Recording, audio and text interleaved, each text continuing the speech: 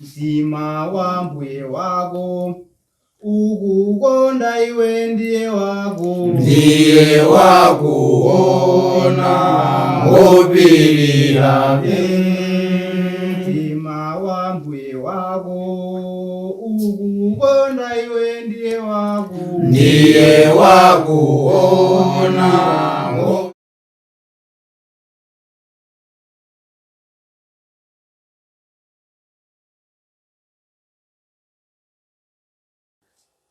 Ndiyo chofunika kwambiri kunena kuti anthu okhala pano pa dziko lapansi tizipereka nthawi yayitali kumaphunzira mawu a Mulungu, kunena kuti tiziphunzira zambiri zimene Mulungu amafuna, kunena kuti tikazidziwe zimene zidalembedwa m'buku lopatulika ndilo Baibulo. Choncho mu tsiku la lero tifuna tikaphunzirenso zinthu zina zotipatsa moyo pamene mukakhale ndine m'bale wanu Daniel nje Pancras. Choncho tiyeni tikhale limodzi kuti tikaphunzire zozama kuchokera mu mawu ake a Mulungu amenewa. Tikamaphunzira makamaka kuchokera mu Baibulo timaona zinthu zambiri zosiyanasiyana zimene zinachitika, zimene zinachitidwa, zimene somwina apo mwathu uno zimathokhala zofanana komanso mwina zosiyana, zimene ndine tikawerengapo timatha kuphunzirira zinthu zambiri zosiyanasiyana. Nthawi zonse mwina ambiri tinaonapo anthu ambiri akamapita ku chalichi amapeza kuti atenga chikwama. Pamene atenga chikwama zimakhala kuti alipo katundu amene anyamula mchikwama mucha, amene mwina afuna akagwiritse ntchito munthu amene akafika ku chalichi, kapena mwina katundu amene afuna akapereka akafika kuchani, akafika ku mpingo amene akasonkhana ndi anzawo. Choncho tikamaona chikwama chimenechi chimakhala kuti ndi chotengera chimenewo agwiritse ntchito ponyamulira zinthu zimene zili mkatimo. Mwina atokhala atengera Baibulo, atenga ndalama, komanso atenga zinthu zina zambiri zosiyanasiyana zimene zili mkati mwa chikwama chimenechi. Pakuzindikira nena kuti pa dziko lapansi pali zinthu zambiri zimene timagwiritsa ntchito maka pofuna kutengera katundu wake kuti akafikire malo ena ake. Nachionanso kuti chofunikira mu tsiku la lero kuti tikaphunzire pa mawu a Mulungu kuchokera pa mutu umenewu wakuti chotengera, kuchokera pa mawu amene wakunena kuti chotengera. Mawu amene tikaphunzire kuchokera mu buku limeneli la 2 Timothy chapter 2 kuyambira mu verse yake ya 22, makamaka verse yake 20 kukalekeza mu verse yake ya 22. Tiyeni tikaoneni kuti pamenepa analembapo chani, nangeno ndine tingaphunzirepo chani, zimene pakuzichita tingakapeze moyo wosatha. Tikamaona makamaka mu buku limeneli la 2 Timothy chapter 2, 2 Timothy chapter 2 mu verse yake ya 2 analembapo nkhani zambiri zofunika kuti ndine ndizikhala chidwi ndikumazimvetsera kuti pakuzichita tikapeze nazo moyo wosatha. Chinthu choyamba chimene anachinena mu verse yake imene ya namba 20 ndiyonena kuti 2 Timothy chapter 2 verse yake 20, koma nyumba yayikulu simuli zotengera za golide ndi silva zokha, komanso za mtengo ndi dothi, ndipo zina zaulemu koma zina zopanda ulemu. Verse 21, ngati tsono munthu adziyeretsa yekha pa izi adzakhala chotengera cha kwa ulemu, chipatulidwa choyenera kuchita nayo Ambuye, chokonzera ntchito yonse yabwino. Verse 22, koma thawa zilakolako za unyamata nutsate chilungamo, chikhulupiriro, chikondi, mtendere pamodzi ndi iwo akuyitana pa Ambuye ndi mitima yoyera.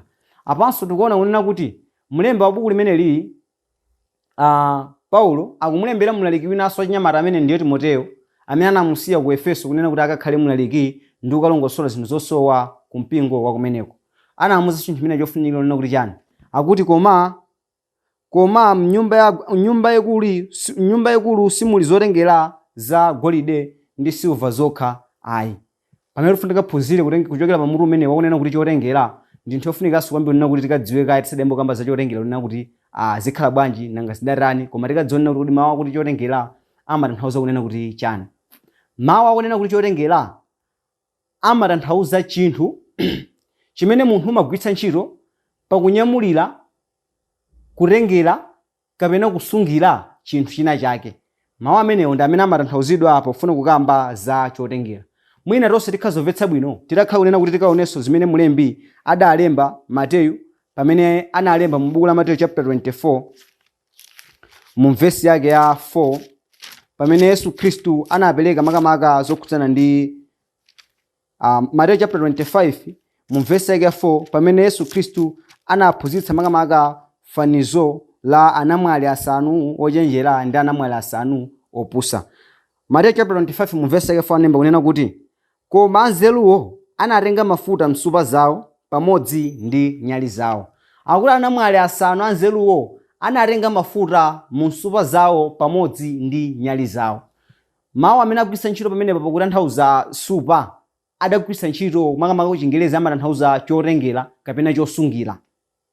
Zimeneno ndiye tikulekedza zonena kuti anthu amenewa ndithu adatenga chosungira kapena chotengera chimene chicho chatanthauza kunena kuti supa koma posamalira mafuta awo.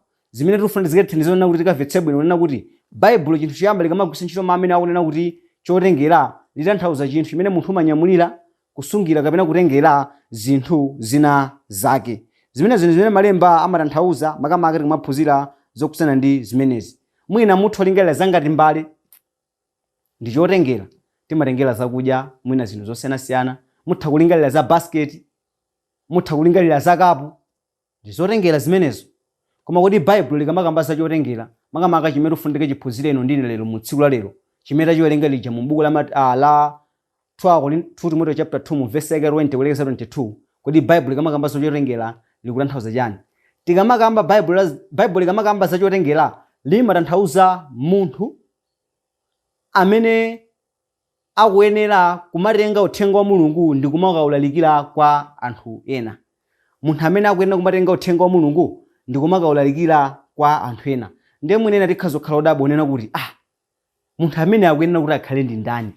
Kumbukirani mu buku la Mateyu chapter 28 verse 18 ndi 20, Yesu Khristu adapereka ntchito yolalikira uthenga wabwino kwa munthu wina aliyense. Tikamuonanso mu buku la Marko chapter 16 verse 15 ndi 16, Yesu Khristu adapereka ntchito imeneyi yolalikira uthenga wabwino kwa munthu wina aliyense. Kusonyeza kunena kuti udindo umenewu uli mwa munthu wina aliyense womatenga uthenga wabwino ndi kumapereka kwa anthu ofunika kuti uthengawu aumve. Monga so muja mmene timaonera tikamuwerenga mu buku lomweli, buku la 2 Timothy chapter 2 mu verse yake ya 22, 2 Timothy chapter 2 verse yake makamaka ya 2, pamene adalemba kunena kuti zinthu zimene wazimva kwa ine mwamboni zambiri zomwezo uyikize mwa anthu okhulupirika amene adziwa kuphunzitsa enanso. Tikuona kunena kuti pamenepa Paulo alikumulangizanso Timoteyo kunena kuti chani? Zinthu zimene wazimva kwa ine mwamboni zambiri zomwezi uzikize mwa anthu kapena uwaphunzitse anthu amene ndi okhulupirika, amene wowa akhozanso kukwanitsa kuphunzitsa anthu ena. Ndiyoti Paulo ogwira ntchito yophunzitsa, pamene yeyo ogwira ntchito yophunzitsa anthu amene waphunzitsa Timoteyo, Timoteyo akuyenera akaphunzitsa anthu ena akaphunzitsenso anthu ena, anthu ena onse akaphunzitse anthu ena. Ikamatera makhala kuti imene ndiyo chani? Cheni yakulalikira mawu a Mulungu. Choncho munthu wina aliyense pano pa dziko lapansi ndi chotengera cha mawu a Mulungu. Koma chinthu china chimenenso tifuna tikachione pamenepa ndicho chokhuzananso ndi munthu wina otchedwa Paulo, amene pachiyambi analinso kutchedwa Saulo. Makamaka tikamaona mu buku limene la Machitidwe athu mu chapter 9 mu verse yake ya 15. Machitidwe athu mu chapter 9 mu verse yake 15 malemba anemba kunena kuti koma Ambuye anati kwa iye, pita, pakuti iye ndiye chotengera changa chosankhika chakunyamula dzina langa pamaso pa mitundu ndi mafumu ndi ana a Israeli. Pamenepa tikuona kunena kuti Mulungu akumuwuza makamaka Ananiya kunena kuti chani?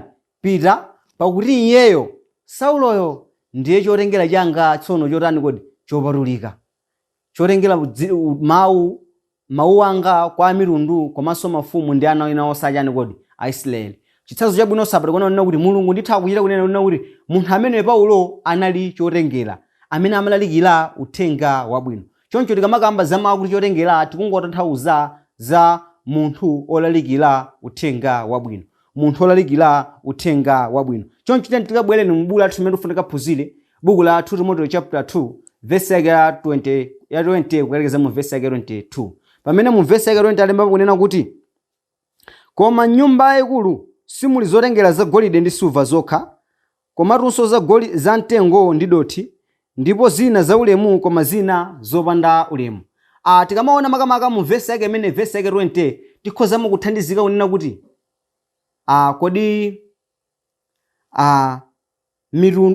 kodi mitundu ya zotengera ilipo ingati nanga imapezeka kuti? Mitundu ya zotengera ilipo ingati nanga imapezeka kuti?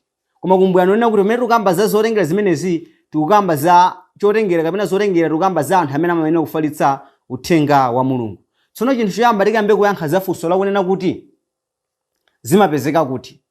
Zimapezeka kuti zotengera zimenezi? Mu buku la 2 Timothy chapter 2 mu verse yake imeneyi, verse yake ya 20 ayamba nonena kuti koma nyumba yayikulu simuli zotengera za golide ndi silver zokha. Akunena kuti mu nyumba yayikulu simuli zotengera za golide ndi chani ndi silver zokha. Kusonyeza kunena kuti zotengerazo zikupezeka mu chani kodi? Zikupezeka mu nyumba yayikulu. Kodi nyumba imene kutidwa imene papayo ndiyo iti? Tikamona mu buku la 1 Timothy chapter 3 mu verse yake 15 pamene mulemba adalemba kunena kuti kuti udziwe kuyenedwa kwake pokhala nyumba ya Mulungu ndiye mpingo wa Mulungu wamoyo nzati ndi mchirikizo wa choonadi. Akunena kuti mpingo wa Mulungu wamoyo umene ndi nzati ndi mchirikizo choonadi akuti umene wowo ndi chani kodi? Ndi nyumba ya Mulungu. Tsono pamene Baibulo kamba kunena kuti koma nyumba yayikulu simuli zotengera za silver ndi golide, alingofuna kunena kuti koma mu mpingo wa Yesu Khristu simuli zotengera za silver ndi golide, kapena simuli atumiki a silver ndi golide yekha, koma muliso ena amene ndiwo amtengo ndi chani? Mtengo ndi dothi. Ndiye tapeza kunena kuti kodi zotengera zimenezi zimapezeka kuti? Zotengera zimenezi zimapezeka mu nyumba yayikulu imene ndiwo mpingo wa Yesu Khristu. Koma kodi zotengera zimenezi zilipo mitundu ingati? Tikamuona mu verse yake imeneyi, verse yake 22 Timothy chapter 2 akunena kuti koma mnyumba yayikulu simuli zotengera za silver ndi golide zokha, koma luso za mtengo ndi dothi. Akuti za silver ndi golide komanso za mtengo ndi chani? Za mtengo ndi dothi. Pamene amakamba zotengera za silver ndi golide, amangotanthauza mtundu wa Khristu umene akakumana ndi mavuto samasintha moyo wawo wa Chikhristu. Golide kuti mukamudziwa kuti ndi golide kapena silver kuti mukamudziwa kuti ndi silver, mukamuyika pa moto palibe chimene chimachitika machotsabe golide yemweyo kapena silver yemweyo. Ngati mwina anali ndi nthu limene linangophatikana nawo kuti nthu limeneyo limene limanganitsa kuchani? Kuchoka. Koma silver ndi golide imachoka kuti imatengedwapo ndithu miyala yomweyo. Kuyika pa moto simasinthakana kwenekonse, mumatenganso miyala yomweyo mmene imatani kodi? Mmene imaonekera. Chimodzimodzinso amene wanda a Khristu amene amakhala pano pa dziko lapansi kulalikira Mulungu, koma akakumana ndi mavuto, moto wa pa dziko lapansi, mavuto osiyanasiyana, samasintha moyo wawo wa Chikhristu, amakhalabe a Khristu olimba. Zotengera zimene zikutchedwa kuti silver komanso golide. Lingalirani za mmene anakhalira Yobu. Tikamona mu buku la Yobu chapter 1 komanso chapter 2 timaona kunena kuti ana wake anafa, ziwalo zake zonse zinafa, chuma chake chonse chinatha. Mulungu anafika kuimba, Satana anafika pota anayamba kulimbana ndi thupi lake. Analimbana ndi thupi lake. Munthu ameneyu timaona mu buku la Yobu chapter 2 mu verse yake 11 kuti panabwera abwezi yake na amene anayamba kumantani kodi? Kumamuchezetsa, kumamulimbikitsa. Ndipo adapirira ndithu waukulu mesero amene anakumana nawo mu nthawi imene anali kudwala. Koma tikamaona mu buku la Yobu chapter 42 mu verse yake 12 timaona kunena kuti Yobu adapirira mesero onse aja, ndipo Mulungu anamudalitsa kuposera mmene analili pachani? Analili pachiyambi. Yobu ndi chotengera cha Mulungu chimene chidali cha golide. Golide anakumana ndi mavuto koma sanasinthe. Ameneyo ndiye Yobu. Inunso ndi ine tikhale ndi mtima wangati wa Yobu, tiwena kuti tikhala a Khristu okhala ngati Yobu amene tikakumana ndi mavuto tisamasinthe ayi. Tikhale zotengera, tikhala atumiki a Mulungu amene ndi silver komanso ndi golide. Chimenecho ndicho chitsanzo chabwino makamaka chokhuza ndi Yobu mmene anakhalira, komanso lingalirani mwina zokhuza ndi Paulo mtumwi pamene amalalikira uthenga wabwino. Pamene amalalikira uthenga wabwino tikamona mu buku la Mwachidule atumwi pamene anayamba ulendo wake woyamba mu buku la Mwachidule atumwi chapter 13. Mukapeza kunena kuti ankakumana ndi mavuto ambiri, koma anayesetsa kumapirira osasiyabe kutumikira njirayo. Zimeneno nine timatha kuona kuti Paulo ameneyo anali ndithu golide mu mpingo wa Ambuye Yesu Khristu. Inunso ndine tiwena ndi tikhale chotengera, koma chotengera chake tsono cha silver ndi golide. Chimene chikakumana ndi moto sichimasintha, chimakhalabe silver ndi golide. Choncho ino ndine tiwena kuti tikhale silver ndi golide. Komanso chotengera china chachiwiri chimene chikapezeka mu buku limene la Timothy chapter 2 mu verse 20 akunena kuti komatunso za mtengo ndi dothi. Tikamakamba za chotengera cha mtengo ndi dothi, mwina ine tinagwisa ku ntchito kapu ya dothi, kapena mwina kapu kapena ya yopangidwa kuchokera ku mtengo, kapena mwina mbale zochokera ku mtengo. Talingalirani za mmene kapu ya dothi imakhalira, kungoitenga nkuiponya pasi. Mutha kutolanso kapu ngati ayi imapeza kuti matani imaphwanyika. Talingalirani za nkhani imene akukamba apa yokhuza ndi chotengera chimene ndiyo cha mtengo. Mutatenga mbale yonena kuti inapangidwa kuchokera ku mtengo ndi kuyika pa moto, mutha kuchotsa mbaleyo kapena mutha kuchotsa phulusa. muchotsapo phulusa. Zinthu zimene zimapangidwa kuchokera ku mtengo komanso dothi ndi zinthu zonena kuti zikakumana ndi mavuto mwa nthawi yochepa zimafoka, zimasintha, sizimakhalanso mmene chinthu ichi chinalili pachiyambi, zimasintha kakhalidwe kake. Chimodzimodzinso amenewa ndi akhristu amene akakumana ndi mavuto amasintha moyo wawo, amabwerera mbuyo. Akakumana ndi mayesero amapeza kunena kuti samapambana pa mayesero koma amatani kodi, amagonjetsedwa ndi mayesero. Pamene ino ndine tili akhristu tikufunika tisakhale ngati makamaka chotengera chimene cha mtengo komanso chotengera chadothi. Timaona chitsanzo chabwino makamakaso tikamaona za Yudasi.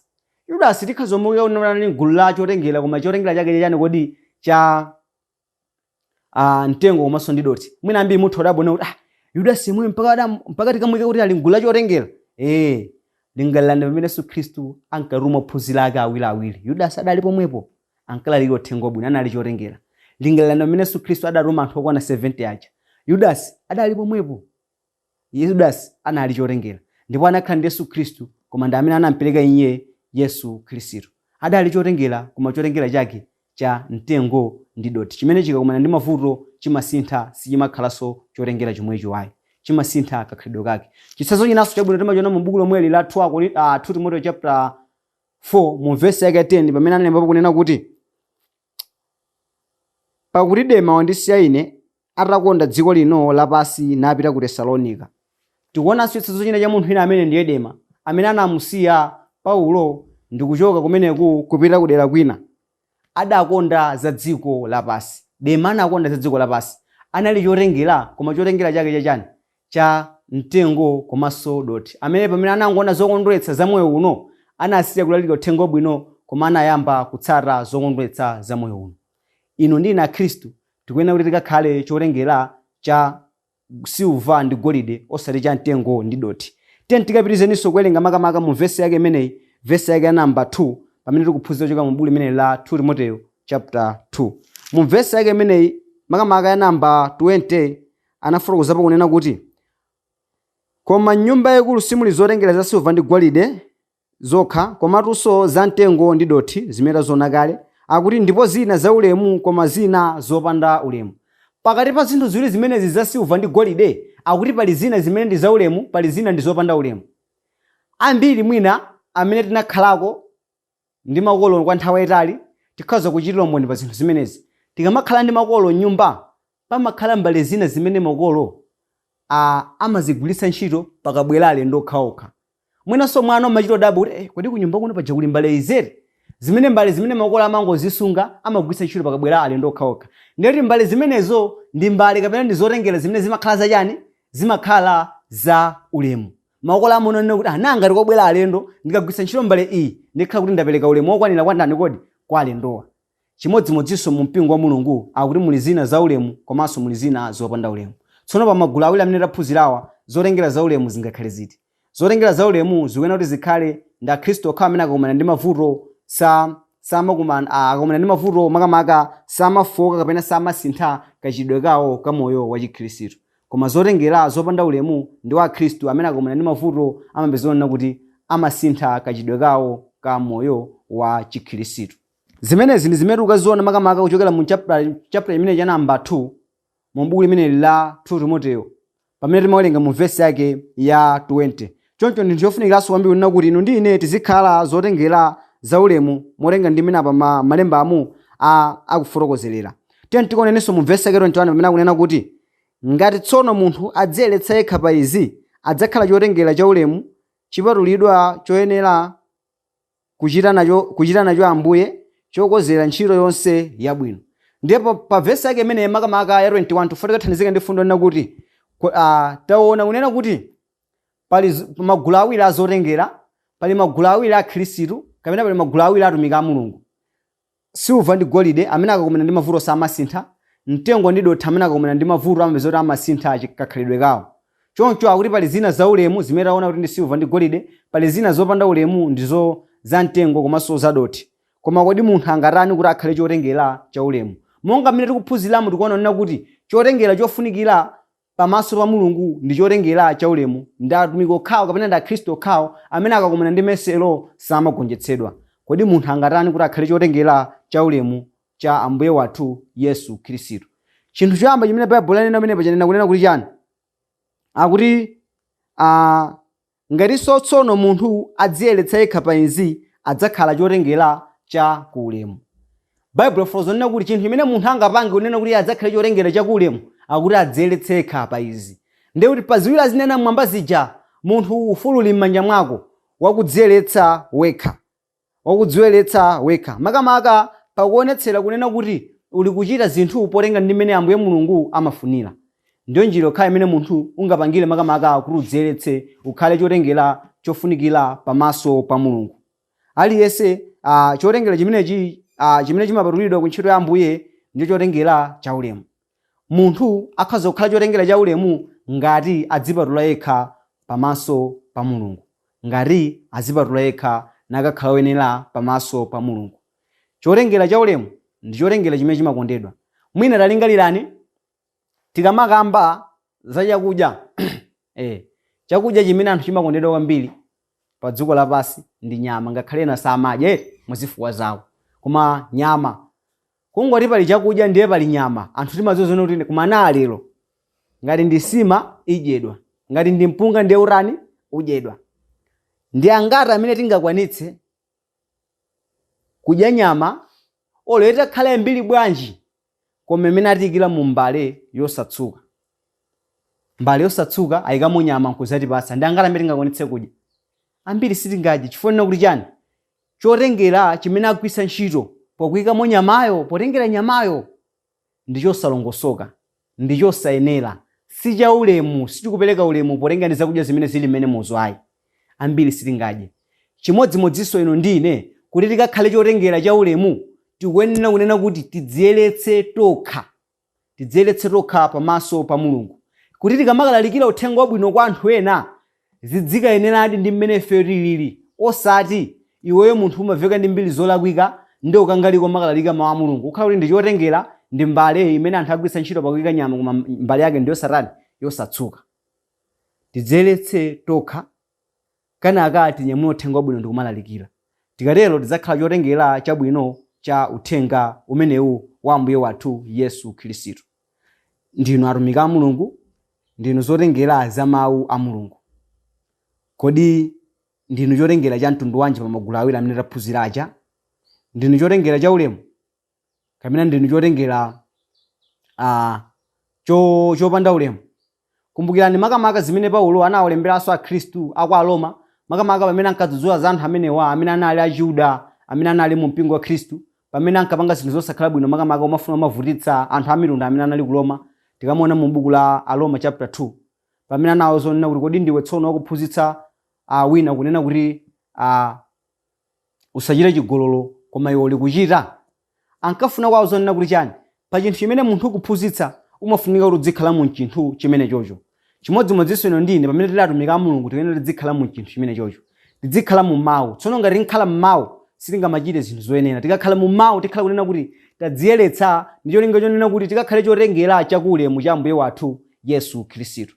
Zimenezi ndi njira zimene tingapange kunena kuti tikakhale chotengera chakulemu cha ambuye wathu Yesu Khristu. Tikakhale ngati mbale zabwino zimene makola angazigwitse ntchito pamalo ponena kuti patani kodi pabwera alendo. Chotengera cha ulemu. Zimenezi ndi zimene tingazione makamaka mu chapter imenechi cha namba 2 mu verse yake imeneyi ya 21.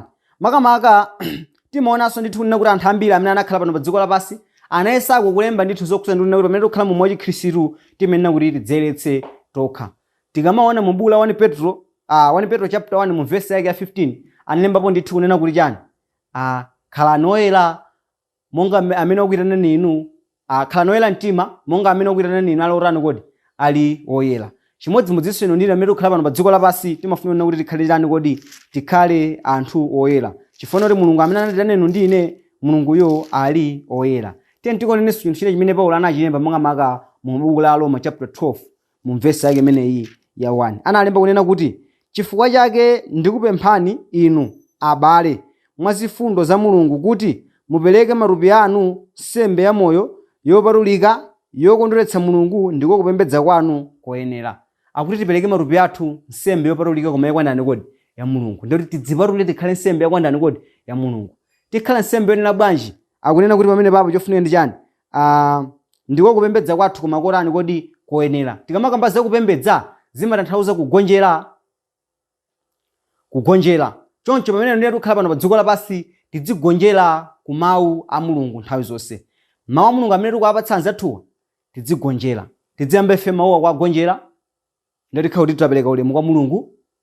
Tikatero titenge zinthu mukapatsa anthu ena kunena kuti anthuwo akazive mosavuta. Njira yokhayo ndi njira imeneyo ndiye tingapange kunena kuti tikhale tidziyeretse kuti tikakhale chotengera cha ulemu pamaso pa mulungu. Koma kodi mwina munthu angadziyeretse kuti akhale chotengera cha ulemu motani?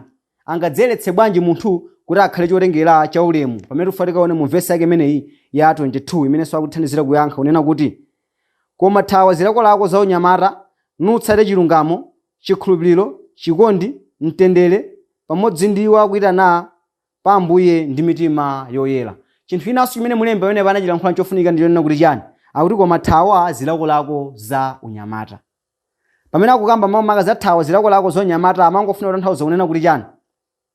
Athawe zinthu zimene thupi limafuna munthu atachita, koma zinthu zimene akazichita zimakhala zosemphana ndi mawu a mulungu. Kumeneko ndiko kuthawa zilakolako za unyamata. Kukhala nazo kutali zinthu zili kodi? Zinthu zimenezo. Kuthawa zilakolako za unyamata. Mwina lithu amatenga kuti mwina mawu amene atapitatu kwa anyamata okha. Ayi. Mawuwa akupita kwa munthu wina aliyense. Lingalirani nena kuti wachinyamata amene amamulembera apa makamaka Timoteyo adali wachinyamata munthu ameneyo, koma mwina kuti abwere munthu yathu tikhazo zomonana kuti wachinyamata. Lingalirani anzathu munthu ameneyo yachipangano chakale amanena kuti wakwatala wachinyamata ali ndi zaka zokwana 40. Pamene munthu yathu ino munthu wa zaka 40 sitingamulenge kuti ndi wachani? Ndi wachinyamata. Choncho mawu awa atha kupita kwa munthu wina aliyense.